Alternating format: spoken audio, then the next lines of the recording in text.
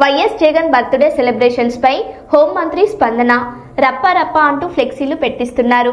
మేకల తలలు నరికి రక్తాభిషేకాలు చేస్తున్నారు. గంజాయి రహిత ఆంధ్రప్రదేశ్గా ఏపీని మార్చేస్తున్నారు అని హోంమంత్రి అనిత అన్నారు. ప్రతిపక్ష పార్టీగా తయారైంది. నిన్న మొన్న కూడా చూస్తే ఎవడో ఫ్లెక్సీ పెడతాడు, రప్ప రప్ప నరుగుతామని చెప్పి. ఆ రకంగా వాళ్ళు కూడా ఎలాంటి వాళ్ళంటే, పిల్లలు చూస్తే 18 సంవత్సరాలు 17 సంవత్సరాలు పిల్లలు, అలాంటి పిల్లల చేత ఇలాంటి ఫ్లెక్సీలు పెట్టించడం. అదేవిధంగా ఎక్కడ పడితే అక్కడ మేకల తల నరికి రక్తాభిషేకాలు చేస్తామని చెప్పి వాళ్ళందరి చేత ఒక నేర ప్రవృత్తిని బయటకు తీసుకొచ్చే పరిస్థితి. ఈరోజు పోలీసింగ్ పరిస్థితి ఎలా ఉంది, పోలీస్ పరిస్థితి ఎలా ఉందంటే, ఒక పక్క లా అండ్ ఆర్డర్ని మేము ఎంత పర్ఫెక్ట్గా ముందుకు తీసుకెళ్ళడం ఒక ఎత్తు అయితే, ఇలాంటి రౌడీ మూకల్ని అరికట్టాలి అన్న దృక్పథం కూడా మాకు కూడా ఎక్కువగా ఉంది.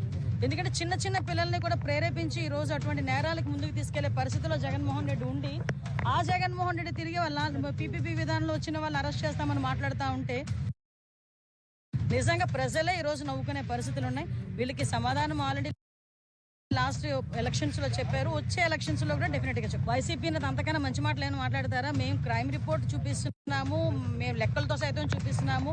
ఈరోజు గాంజాకి ఇంతకు ముందు హబ్లా తయారైన ఆంధ్రప్రదేశ్ని ఈరోజు గాంజా రహిత ఆంధ్రప్రదేశ్గా మార్చడానికి ఈగల్ని ఏర్పాటు చేసుకుని ఎఫెక్టివ్ వేలో ముందుకెళ్లే పరిస్థితి.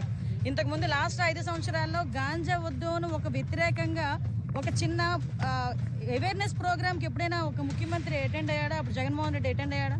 కనీసం మంత్రులు ఎవరైనా అటెండ్ అయ్యారా?